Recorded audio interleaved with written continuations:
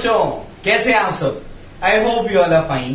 बच्चों, आज हम लोग एक नया टॉपिक लेकर आ गए हैं आपके सामने, जिसका नाम है फंक्शंस। फंक्शन जो है बेसिक मैथमेटिकल टूल्स में पढ़ना जरूरी है, क्योंकि आगे की फिजिक्स जो है इस पर डिपेंड होगी।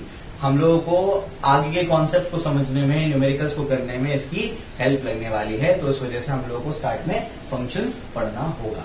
जेईई के जो बच्चे हैं वो मैथ्स में तो बहुत डिटेल में पढ़ेंगे फंक्शंस। बहुत बड़ा चैप्टर होता है फंक्शंस, पूरा का पूरा कैलकुलस जो है उसी पर बेस्ड है, तो वहां तो आप डिटेल में पढ़ेंगे। लेकिन अभी फिजिक्स में जो रिक्वायरमेंट है नीट वाले बच्चों को, जेईई वाले बच्चों को, वो मैं उतना बेसिक सा पार्ट आपका भी कवर करवा दूंगा। मैथ्स में तो अलग से हम लोग करेंगे उसको, ठीक है। तो बेसिकली हमारा फंक्शन क्या होता है? बच्चे जबरदस्ती ना फंक्शन से डरते हैं। कोई बहुत बड़ी चीज नहीं होती है फंक्शन, आप ये बचपन से पढ़ते आ रहे हैं, बस हम उसको फॉर्मली अब एक नाम देने जा रहे हैं। समझे क्या बोल रहा हूं मैं? क्लियर है? तो आइए मैं आपको समझाने की कोशिश करता हूं। पहले मैं तो इसका डेफिनेशन दे देता हूं कि क्या इसका डेफिनेशन है, फिर मैं आपको इसका मतलब समझाता हूं, ठीक है ना। डेफिनेशन क्या है? It is a rule of relationship between two variables in which one is dependent and other is independent। ठीक है, it's a rule of relationship between two variables, जिसमें से एक डिपेंडेंट होगा और एक इंडिपेंडेंट होगा। कुछ समझ में नहीं आता है? आइए मैं आपको एग्जांपल से समझाने की कोशिश करूंगा। एग्जांपल इसके हैं, देखिए ध्यान से, मैं 3-4 एग्जांपल्स लूंगा, आपके दिमाग में पूरी तरीके से बैठ जाएगा कि क्या होता है फंक्शन। सबसे पहला एग्जांपल है area is equal to pi r square. इसका एरिया है area of a circle. Circle का एरिया क्या होता है? Pi r square. तो बेसिकली ये क्या है? ये एक रिलेशनशिप है दो वेरिएबल्स के बीच में। एक लॉ है, एक रिलेशनशिप है कि एरिया जो है वो डायरेक्टली प्रोपोर्शनल टू क्या है? रेडियस के स्क्वायर के। बात समझ में आ रही क्या बोल रहा हूं मैं? यहां पर इससे हमें लेना देना नहीं है, हमें इससे लेना देना है कि हम ये बोलेंगे कि area of circle depends on radius. जैसे जैसे मैं रेडियस का वैल्यू बदलूंगा, जैसे जैसे एरिया ऑफ सर्कल बदलेगा। देखो ध्यान से, अगर मैं क्या करता हूं, रेडियस का वैल्यू 1 पुट करता हूं, तो एरिया क्या हो जाएगा बताओ? पाई इंटू 1 का स्क्वायर। समझे? उसके बाद क्या होगा? रेडियस का वैल्यू मैं 2 पुट करता हूं, तो बताओ क्या होगा? एरिया हो जाएगा पाई इंटू 2 का स्क्वायर। रेडियस का वैल्यू मैं 3 पुट करता हूं, तो बताओ क्या हो जाएगा? ये हो जाएगा पाई इंटू 3 का स्क्वायर। तो ये बात से आपको समझ में आ रहा होगा कि यहां पर एरिया ऑफ सर्कल जो है वो रेडियस पे डिपेंड करता है। समझे क्या बोल रहा हूं मैं? एरिया ऑफ सर्कल जो है वो रेडियस पे डिपेंड करता है। तो यहां पर मैं कहूंगा कि area of circle depends on radius. समझ आ रहा है क्या बोल रहा हूं मैं? एरिया ऑफ सर्कल किस पे डिपेंड करता है? रेडियस पर डिपेंड करता है। अब मैं इसको टेक्निकल टर्म्स में बोलूंगा, और area of circle is a function of radius. समझ आ गया? ये दोनों स्टेटमेंट इक्विवेलेंट है, ये दोनों स्टेटमेंट अलग अलग नहीं है। समझ आ गया? तो अगर कोई किसी का फंक्शन है मतलब वो उस पर डिपेंड करता है। एरिया ऑफ सर्कल रेडियस का फंक्शन है, मतलब एरिया डिपेंड्स ऑन रेडियस। समझ आ गया? क्लियर हो गया? यही इसका मतलब होता है। बात समझ में आ गई? तो कोई बड़ी बात नहीं है। अगर मैं कह रहा हूं कि एक वेरिएबल दूसरे वेरिएबल का फंक्शन है, इसका मतलब क्या है? कि ये एक वेरिएबल दूसरे वेरिएबल पे डिपेंड करता है। तो अगर कोई चीज किसी पे डिपेंड करती है तो वो उसका फंक्शन बन जाता है। बात समझ में आ गई? क्लियर है? ये एग्जाम्पल से तो पूरी तरीके से दिमाग में बैठता है। और एग्जाम्पल लेता हूं मैं, फिक्र नहीं करने का, और एग्जाम्पल लेता हूं। दूसरा एग्जाम्पल क्या है? हमारे रिसेंट सिनेरियो से एग्जाम्पल लेता हूं। पहले जो है, जो मास्क होता है ना, मास्क हम लोग कोविड-19 की वजह से जो पहन रहे हैं, जो मास्क होता है वो इतना डिमांड में नहीं था। समझ आ रहा है क्या बोल रहा हूं मैं? इतनी डिमांड थी नहीं। कोई अगर ट्रैवलिंग करता था बाइक वगैरह पे रोडवेज से, तो क्या करता था? मास्क वगैरह का लगा लेता था। या कोई बहुत ज्यादा बीमार होता था तब मास्क लगा लेता था, या हॉस्पिटल्स में काम आते थे। लेकिन ये कोविड-19 आने की वजह से क्या हो गया? मास्क की डिमांड बढ़ गई, क्योंकि हम लोगों को गाइडलाइन है कि सभी को क्या पहनना है? मास्क पहनना है। इसका मतलब डिमांड बढ़ गई मास्क की, तो मास्क का सप्लाई भी बढ़ाना पड़ेगा। बात समझ आ रही क्या बोल रहा हूं मैं? तो इसका ये मतलब हुआ कि demand is a function of, या supply is a function of demand. ऐसे बोलो, सप्लाई किसका फंक्शन है? डिमांड का फंक्शन है। जैसे जैसे डिमांड ज्यादा होगी वैसे वैसे सप्लाई को ज्यादा करना पड़ेगा। समझ आ गया? सारी जो फैक्ट्रीज वगैरह हैं वो किस में लग गई? मास के प्रोडक्शन में लग गई। समझे क्या बोल रहा हूं मैं? क्यों? क्योंकि डिमांड ज्यादा हो गई, तो सप्लाई भी अपने को क्या करना पड़ेगा? फिर ज्यादा करना पड़ेगा। तो याद रखिएगा, supply is a function of demand. समझे? जितना ज्यादा डिमांड होगी उस हिसाब से अपने को चीजों को सप्लाई करना पड़ेगा। बात समझ में आगे? क्लियर है? तो सेकेंड एग्जाम्पल वही लिख देता हूं मैं, वो भी आपको समझ में आ गया होगा, कॉपी कर लीजिएगा। ठीक है, ऊपर का डेफिनेशन नहीं भी याद करोगे चलेगा, कोई नहीं पूछने वाला, मतलब समझ में आना चाहिए कि अगर मैं कह रहा हूं कि एक वेरिएबल दूसरे वेरिएबल का फंक्शन है, मतलब एक वेरिएबल दूसरे वेरिएबल पे डिपेंड करता है।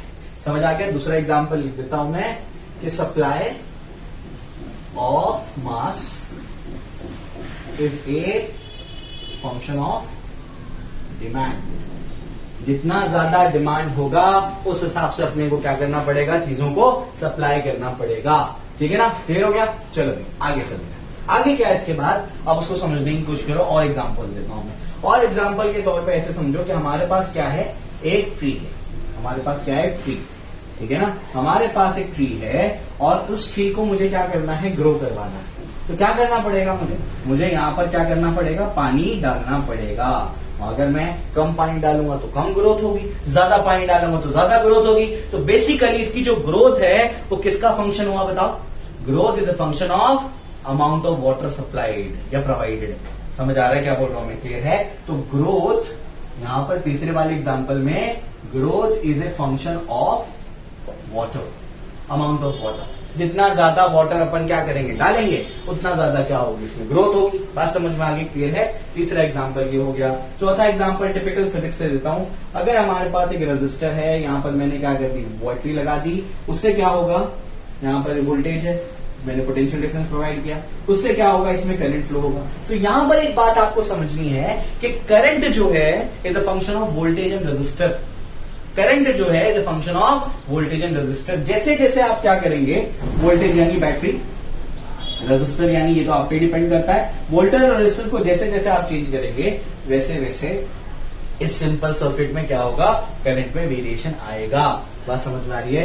आप पढ़ते हो ना V is equal to I R. तो आई क्या है? आई है V अपॉन आर, यानी I is a function of voltage and resistance, potential difference and resistance. बात समझ में आ रही है क्या बोल रहा हूं? क्लियर है? तो याद रखिएगा, current is a function of voltage and resistance. Clear हो गया? तो अगर कोई चीज किसी पे डिपेंड करती है तो हम क्या बोलेंगे? वो उसका क्या बन जाएगा? फंक्शन बन जाएगा। समझ आया? क्लियर है? तो फंक्शन मतलब डिपेंडेंसी। सिंपल है, इतना आपको अभी समझ लेना है फिलहाल। ठीक है? और भी बहुत कुछ है इसमें समझने लायक का, लेकिन वो आप लोग खास करके मैथ्स में पढ़ते हो। कुछ और मैं थोड़े से टेक्निकल टर्म्स बता देता हूं, फिर मैं आपको आगे लेकर के चलता हूं। ठीक है? चलो देखो ध्यान से, तो एटलीस्ट ये बेसिक टेक्निकल टर्म्स का आपको आइडिया होना चाहिए। तो यहां पर ये जो मैंने एग्जांपल लिया था, एरिया इज इक्वल टू क्या लिया था? Pi r square. ये मैंने एग्जांपल लिया था, है ना? तो area of circle is equal to pi r square. Radius का वैल्यू मैंने क्या क्या लिया था? 1 लिया, है ना? रेडियस का वैल्यू क्या क्या लिया था? मैं ऐसे गोला बनाता हूं। ठीक है? ये मेरा क्या है? ये मेरा रेडियस है। ठीक है? थोड़ा नीचे बनाते हैं, थोड़ी सी जगह में।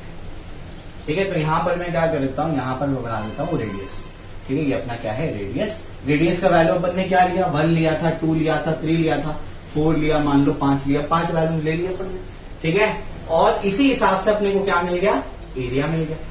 इसी हिसाब से अपने को क्या मिल गया था? एरिया मिल गया था। एरिया क्या मिला था? एरिया अपने को मिला था पाई इंटू 1 का स्क्वायर, पाई इंटू 2 का स्क्वायर, पाई इंटू 3 का स्क्वायर, पाई इंटू 4 का स्क्वायर, पाई इंटू 5 का स्क्वायर। ऐसे अपने को मिला। ठीक है? ध्यान से देखना मैं क्या बोल रहा हूं। यहां पर 2 वेरिएबल्स हैं, एक डिपेंडेंट है, दूसरा इंडिपेंडेंट है। उसको आपको पहचानना है। रेडियस का वैल्यू आप पुट कर रहे हैं अपने हिसाब से, 1, 2, 1.5, 3.1, कुछ भी रेडियस हो सकता है। समझ आ रहा है? 3.1 सेंटीमीटर, 4.1 मीटर, कुछ भी हो सकता है। समझ आ रहा है क्या बोल रहा हूं मैं? तो रेडियस यहां पर क्या है?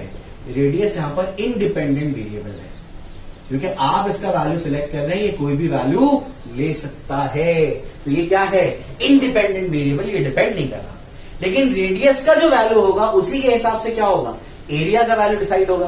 तो एरिया इंडिपेंडेंट है क्या? नहीं, एरिया क्या है? डिपेंडेंट वेरिएबल है। मैं कहूंगा कि एरिया क्या है हमारा? Dependent variable. एरिया हमारा क्या है? Dependent variable. बात समझ में आ रही? ठीक है? कोई दिक्कत नहीं है। तो रेडियस हमारा इंडिपेंडेंट वेरिएबल है और एरिया हमारा डिपेंडेंट वेरिएबल है। बात समझ में आती, क्लियर है? तो इस तरीके से यहां पर अपने को समझ में आ रहा है। अब क्या, यहां पर एक बात याद रखेंगे आप लोग, इंडिपेंडेंट वेरिएबल ने जो वैल्यू ली है, ध्यान से सुनिएगा, इंडिपेंडेंट वेरिएबल ने जो वैल्यू ली है उसको हम लोग कहते हैं डोमेन। समझ आ गया? तो ये जो है ना, ये गोला, ये अंडा क्या है? ये गोला हमारा क्या है? डोमेन है। इसको हम लोग डोमेन बोलेंगे। तो इंडिपेंडेंट वेरिएबल ने जो वैल्यूज ली हैं वो डोमेन है। समझ आ गया? ठीक है ना? चलो भाई, उसके बाद क्या, देखो ध्यान से, डिपेंडेंट वेरिएबल, डिपेंडेंट वेरिएबल्स की जो वैल्यूज आई हैं, समझ आ रहा है क्या बोल रहा हूं मैं? देखो ऐसे, इंडिपेंडेंट वेरिएबल्स की जो वैल्यूज हैं, जो वैल्यू ले सकता है वो क्या है? डोमेन है। डिपेंडेंट वेरिएबल्स ने जो वैल्यू ली है वो क्या है? आपका रेंज है। समझ आ गया क्या बोल रहा हूं मैं? क्लियर है? तो ये गोला क्या कहलाएगा? रेंज। समझे? वापस से बताता हूं मैं कि इंडिपेंडेंट वेरिएबल जो वैल्यू ले सकता है वो डोमेन है। डिपेंडेंट वेरिएबल्स ने जो वैल्यू ली है उसको क्या बोलेंगे आप लोग? उसको आप लोग कोडोमेन या रेंज बोलेंगे। रेंज का दूसरा नाम क्या है? कोडोमेन। समझ आ रहा है क्या बोल रहा हूं मैं? ये बेसिक मतलब होता है इसका। समझ आ रहा है क्या बोल रहा हूं मैं? बच्चे इसी में कंफ्यूज रहते हैं कि किसको डोमेन बोलते हैं, किसको कोडोमेन बोलते हैं। तो बिल्कुल सरल सिंपल भाषा में मैंने आपको समझा दिया कि इंडिपेंडेंट वेरिएबल जो वैल्यू ले सकता है वो डोमेन है। डिपेंडेंट वेरिएबल ने जो वैल्यू ली है वो कोई भी नहीं ले सकता ना, वो तो डिपेंड करता है इस पे। समझ आ रहा है क्या बोल रहा हूं मैं? जैसे जैसे रेडियस पे आप वैल्यू पुट करेंगे वैसे वैसे एरिया आएगा। तो जो इंडिपेंडेंट वेरिएबल वैल्यू ले सकता है वो डोमेन है, और डिपेंडेंट वेरिएबल्स ने जो वैल्यू ली है उसके अकॉर्डिंग इसको क्या बोलेंगे? रेंज या कोडोमेन। बात समझ में आगे? क्लियर है? लिख देता हूं, डोमेन क्या है? इंडिपेंडेंट वेरिएबल जो वैल्यू ले सकता है उसको आप लोग क्या कहते हैं? उसको आप डोमेन कहते हैं। कोडोमेन या रेंज क्या होता है? डिपेंडेंट वेरिएबल ने जो वैल्यूज ली हैं, ये खुद से नहीं ले सकता, उस पर डिपेंड करता है। तो इसी वजह से जो उसने वैल्यूज ली हैं वो क्या है? रेंज या कोडोमेन है। समझ आ गया? बहुत सिंपल भाषा में तुमको समझा दिया मैंने कि क्या होता है बेसिकली आपका रेंज, आपका डोमेन, आपका कोडोमेन, ये सारी चीजें आपको समझ में आ गई। तो क्या समझ में आता है इससे? फंक्शन मतलब क्या? कोई अगर चीज किसी पे डिपेंड करती है तो हम क्या बोलेंगे? ये उसका फंक्शन है। समझ में आया? क्लियर है? चलो, इसको कैसे लिखा जाता है मैथमेटिकल फॉर्म में वो भी आपको बता देता हूं मैं। मैथमेटिक्स में तो आप किसी को भी डिपेंडेंट इंडिपेंडेंट मान लो, लेकिन फिजिक्स में आपको याद रखना है कि भाई जो कॉज होता है वो इंडिपेंडेंट होता है और जो इफेक्ट होता है वो डिपेंडेंट वेरिएबल होता है। ठीक है ना? मैथमेटिकली आप क्या लिखते हो? y is equal to f of x.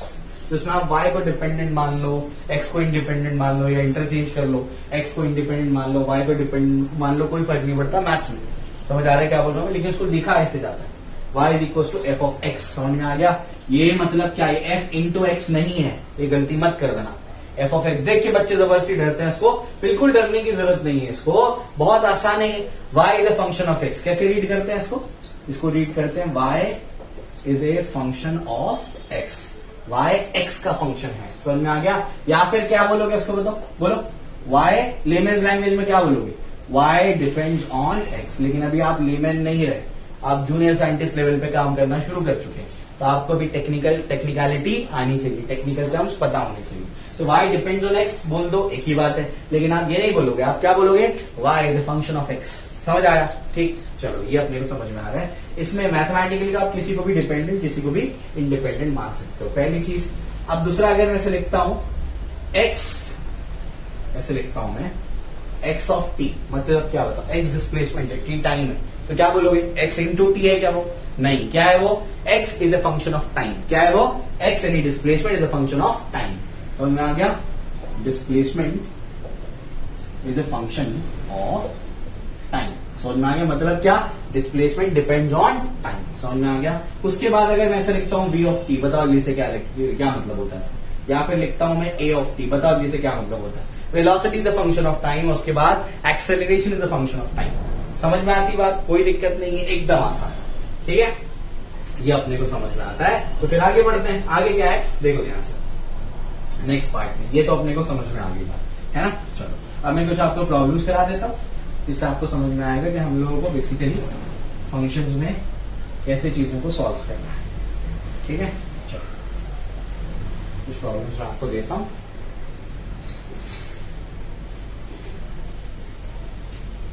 चलिए देखिए क्वेश्चन। हमारे पास मान लीजिए let y is equals to f of x है और हमारे पास जो फंक्शन है वो है x square plus x plus one. मान लीजिए ये फंक्शन। आपको क्या फाइंड करना है? फाइंड आपको करना है f of one, f of two, f of minus two, f of pi, F of root two, f of one by x, f of x minus one. ठीक है, क्लियर हो गया? चलो, तो ये सारी चीजें आपको क्या करनी है? फाइंड आउट करनी है। इसका मतलब मैं आपको समझाता हूं। इसका मतलब क्या है? एफ ऑफ वन मतलब क्या? फंक्शन एफ का वैल्यू वन पे कितना है। एफ ऑफ टू, मेरे साथ में रिपीट करेंगे आप लोग। एफ ऑफ टू मतलब क्या? फंक्शन एफ का वैल्यू टू पे कितना है। F of minus to, function f का वैल्यू माइनस टू पे कितना है। फंक्शन एफ का वैल्यू पाई पे कितना है। फंक्शन एफ का वैल्यू रूट टू पे कितना है। फंक्शन एफ का वैल्यू वन अपॉन एक्स पे कितना है। फंक्शन एफ का वैल्यू एक्स माइनस वन पे कितना है। समझे? क्लियर? इसका मतलब समझाता हूं, रीड करना तो आ गया। आइए मतलब समझते हैं। एफ ऑफ वन का मतलब क्या है बच्चों? एफ ऑफ वन, देखो एफ ऑफ एक्स तुम्हारे पास है, एक्स की जगह पर क्या है? वन। एक्स की जगह पर देखो, ये इसको कंपेयर करो, यहां पर एफ ऑफ एक्स है, यहां पर एफ ऑफ वन है, यानी एक्स की जगह पर वन है, यानी यहां पर जहां पर भी एक्स है वहां क्या पुट कर दोगे? वन। समझ आया? क्लियर है? बताओ, यहां पर एक्स है तो वन का स्क्वायर प्लस वन, बताओ कितना होगा? 3 आ जाएगा। पहली चीज क्लियर हो गई। दूसरा, f of two, f of two का मतलब क्या? फंक्शन एफ का वैल्यू टू पे कितना है, मतलब क्या? यहां पर जहां पर भी एक्स है वहां पर क्या पुट करना है? टू पुट करना है। तो क्या हो जाएगा? टू का square plus two plus one. समझ में आ गया? तो क्या हो जाएगा? 4 प्लस 2 6 प्लस 1 कितना हो जाएगा? 7 हो जाएगा। बात समझ में आ गई? क्लियर है? 4 प्लस 2 प्लस 1 कितना हो गया? 4 प्लस 2 6 प्लस 7। तीसरा, एफ ऑफ क्या है हमारे पास? एफ ऑफ माइनस टू है। एफ ऑफ माइनस टू का मतलब क्या है? माइनस टू का square plus of minus two plus one. समझ में आ गया? माइनस टू का स्क्वायर क्या होगा? वो तो 4 होगा, प्लस माइनस क्या होगा? माइनस होगा, और ये प्लस 1 होगा। समझ आया? क्लियर हो गया? 4 माइनस टू कितना होगा? 2 होगा। 2 प्लस 1 कितना होगा? आपका 3 होगा। समझ आया? क्लियर है? तो इस तरीके से ही हमारे पास आ गया। उसके बाद चौथा, F of pi. F of pi का बताओ इनसे क्या होगा? एफ ऑफ पाई तो क्या होगा? Pi square plus pi plus 1। समझ आ गया? क्लियर हो गया? इस तरीके से सॉल्व करना है। बाकी 3 आप लोग खुद से ट्राई करेंगे। ठीक है? क्लियर हो गया? आई होप मैंने तो आपको क्लियर कर दिया ये। अगर कोई कंफ्यूजन हो तो आपको बताना कमेंट सेक्शन में। ठीक है? इसके बाद जो है, इसके बाद मैं आपको और एक चीज समझाता हूं जिसको कहते हैं आप लोग फंक्शन ऑफ अ फंक्शन। क्या कहते हैं? फंक्शन ऑफ अ फंक्शन, यानी फंक्शन के अंदर फंक्शन। क्या बोल रहा हूं मैं? फंक्शन के अंदर फंक्शन। ठीक है ना? क्लियर हो गया? अब क्या, मान लीजिए कि मुझे क्या करना है? मुझे पेंटिंग करानी है, मुझे इस रूम की क्या करनी है? पेंटिंग करानी है। तो पेंटिंग कराने के लिए मुझे क्या चाहिए? पैसे चाहिए। वो पैसे पे डिपेंड करता है। हो सकता है मैं बहुत अच्छी वाली पेंटिंग करा दूं, समझ में आ गया? हो सकता है मैं मिड लेवल वाली पेंटिंग कराऊंगी, हो सकता है मैं बिल्कुल निचले लेवल की, लो लेवल की पेंटिंग करा दूं, जिसमें हम लोग क्या करते हैं? बिल्कुल चूना यहाँ पर लगवा दे। समझ आ रहा है क्या बोल रहा हूं मैं? क्लियर है? तो हो सकता है कि अपन क्या करें, अपने को पेंटिंग करानी है तो अपन बहुत अच्छे लेवल की भी करा सकते हैं, मिड लेवल की भी करा सकते हैं, और बिल्कुल लो लेवल की भी करा सकते हैं। तो पेंटिंग जो है वो मनी पे डिपेंड करता है कि पैसा कितना है। समझ आया क्या बोल रहा हूं मैं? क्लियर है ना? तो पेंटिंग जो है मुझे करानी है तो किस बात पे डिपेंड करती है कि मुझे मेरे पास पैसा कितना है। जैसा पैसा होगा उस हिसाब से पेंटिंग कराऊंगा। ठीक है? अब पैसा इस बात पे डिपेंड करता है, कितना पैसा लगेगा इस बात पे डिपेंड करता है कि इस रूम का वॉल्यूम कितना है। जैसे अगर बहुत बड़ी बड़ी दीवारें होंगी, बहुत बड़ा रूम होगा, तो पैसा भी तो ज्यादा लगेगा। समझ आ रहा है क्या बोल रहा हूं मैं? तो पैसा इस बात पे डिपेंड करता है कि वॉल्यूम कितना है, और वॉल्यूम इस बात पे डिपेंड करता है कि लेंथ, ब्रेथ और हाइट कितना है। समझ आ रहा है क्या बोल रहा हूं मैं? वापस यहाँ लिख देता हूं मैं कि यहाँ पर इस एग्जाम्पल में आपको ये समझा रहा हूं मैं कि पेंटिंग मुझे करानी है तो वो पैसे पे डिपेंड करता है, मेरे पास पैसा कितना है। मनी डिपेंड करता है वॉल्यूम पे, वॉल्यूम डिपेंड करता है लेंथ, ब्रेथ, हाइट पे। समझ आ गया? तो एक फंक्शन में फंक्शन, यानी ये इस पे डिपेंड करता है, ये इस पे डिपेंड करता है, और ये इस पे डिपेंड करता है। समझ में आ गया? यानी फंक्शन के अंदर फंक्शन, उसके अंदर फंक्शन, उसके अंदर भी फंक्शन। समझ आ रहा है क्या बोल रहा हूं मैं? क्लियर है? इसी को कहते हैं फंक्शन ऑफ फंक्शन। समझे? क्लियर हो गया? कि पेंटिंग डिपेंड करता है पैसे में, पैसा डिपेंड करता है वॉल्यूम पे, और वॉल्यूम डिपेंड करता है क्या? लेंथ, ब्रेथ और हाइट। समझ आ गया? क्लियर हो गया? तो ये चीज है अपने सामने, उसे अपन क्या बोलते हैं? Function of a function. ठीक है? ये तो मैंने आपको रियल लाइफ एग्जाम्पल दिया, तो इसमें ये एक्चुअल होता है ऐसे फंक्शन ऑफ फंक्शन। अब जो है मैं आपको मैथमेटिकली समझाने की कोशिश करूंगा कि भाई फंक्शन ऑफ फंक्शन क्या है, क्या मतलब होता है इसका। तो मैं आपको अभी एक क्वेश्चन देता हूं, उसी के थ्रू आपको समझाने की कोशिश करता हूं। ठीक है? चलिए, क्वेश्चन हमारे पास है f of x equal to, मान लीजिए एक्स प्लस 1 है, और जी ऑफ एक्स अपने पास है 1/x। ठीक है, ये अपने पास दो फंक्शंस दिए हुए। इसमें आपको फाइंड क्या करना है बच्चों, इसमें आपको फाइंड आउट करना है f of x। पहले f of x होता था, अब x की जगह पर मैं एक और फंक्शन डाल चुका हूं। ठीक है, g of x, उसके बाद f of g of x, f of g of x, और लास्ट में आपका g of f of x। ठीक है ना, तो ये आपके पास है, ये क्या है, ये आपके पास है f of x, g of x, f of g of x और g of f of x। मतलब क्या, फंक्शन f का वैल्यू f of x पे कितना है, यही तो मतलब है। फंक्शन g का वैल्यू g of x पे कितना है, ठीक है, फंक्शन f का वैल्यू g of x पे कितना है, फंक्शन g का वैल्यू f of x पे कितना है। समझे, इसको शॉर्ट में कभी कभी कहते हैं FOF। इसको क्या कहते हैं, इसको ये कहते हैं गॉग, समझ में आ गया, GOG। ठीक है ना, इसको क्या कहते हैं, इसको कहते हैं FOG, function of g of x, f of g of x। ठीक है, इसको क्या कहते हैं, इसको कहते हैं गॉफ। समझ आ रहा है क्या बोल रहा हूँ, क्लियर है। अब एक एक करके मैं आपको सब सॉल्व कराता हूँ। तो सबसे पहला क्या करेंगे अपन, f of f को सॉल्व करेंगे। f of f का मतलब क्या है, f of f का मतलब होता है f of x। क्या मतलब होता है इसका, f of, ध्यान से देखिएगा, f of x, ये इसका मतलब है। सबसे पहली चीज आपको ये सोचनी है कि जो भी फंक्शन है मेरा f of x, उसमें मुझे क्या पुट करना है, f of x पुट करना है। यानी यहां पर होता क्या था, समझो जरा। ये जो चीज है खास करके जेई वालों के लिए है, नीट वालों को इतना ज्यादा काम नहीं है इसका, उसको अलग तरीके से काम में आएगा, मैं डेरिवेटिव्स में बताऊंगा। f of x में मतलब क्या, अगर मैं x की जगह पर पुट करता हूं, क्या अगर मैं x की जगह पर पुट करता हूं 2, मतलब क्या, फंक्शन f का वैल्यू 2 पे कितना है, यानी जहां पर भी x है वहां क्या पुट करना है, आपको 2 पुट करना है। समझ आ गया। तो ये f of x जो है यहाँ पर, इसको समझने की कोशिश करो कि यहाँ पर जो भी हमारा फंक्शन है उसमें मुझे क्या करना है, f of x he put करना है। समझ आ रहा है क्या बोल रहा हूँ, क्लियर है। तो x की जगह पर क्या आएगा, x की जगह पर f of x आएगा, x की जगह पर क्या आएगा, f of x आएगा। तो पहले मैं वैसे लिख देता हूँ, तो पहले f of x क्या है बताओ, f of x क्या है मेरा, f of x है मेरा x+1, यहाँ पर हो जाएगा x+1। बहुत सिंपल है, f of x क्या है, जो भी f of x है वहां लिख दो। समझ आ गया। अब जो भी तुम्हारा फंक्शन है उसमें x की जगह पर क्या लिखना है, x+1, x की जगह पर क्या लिखना है, x+1। ये x है ना, f में ये क्या x है, तो मैं क्या लिखूंगा, यहाँ पर x की जगह लिख दूंगा x+1, और ये +1 तो अपनी जगह पर, तो क्या आएगा x+2। आ गया आंसर। समझ आ गया, बिल्कुल डिफिकल्ट नहीं है, एकदम आसान है। चलिए दूसरा सवाल कराता हूं मैं इसमें। दूसरा क्वेश्चन क्या है, दूसरा है, अभी और क्लियर होगा, GOG है ना, गॉग निकालना है, यानी क्या करना है, g ऑफ क्या लिखना है, g of x। यानी सबसे पहले क्या कर दो, g of x लिखो। क्या है g of x, g of x तुम्हारा g तो अपनी जगह पर, ये क्या है 1/x। g of x जो भी होगा उसको यहाँ पर पुट करने का, ये था g of x क्या था, 1/x लिख दिया मैंने। अब g जो भी फंक्शन है वहां पर x की जगह पर क्या पुट करोगे, 1/x।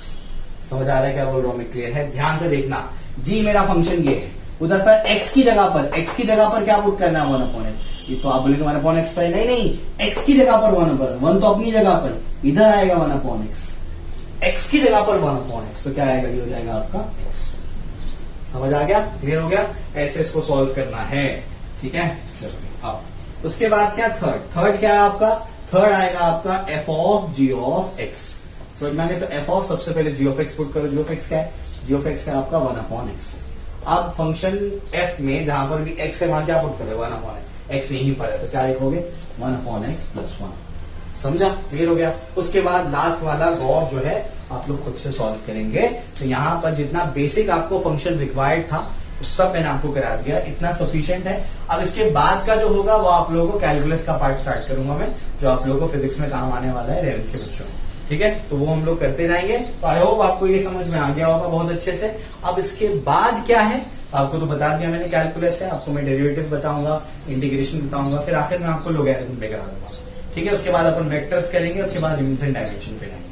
ओके, तो आई होप आपको ये समझ में आया होगा, कोई दिक्कत नहीं होगी। अगर कोई कंफ्यूजन हो तो कमेंट सेक्शन में हमको बताएं और अपने दोस्तों के साथ उसको शेयर करें ताकि हम ज्यादा से ज्यादा लोगों की हेल्प कर पाए। Okay, thank you.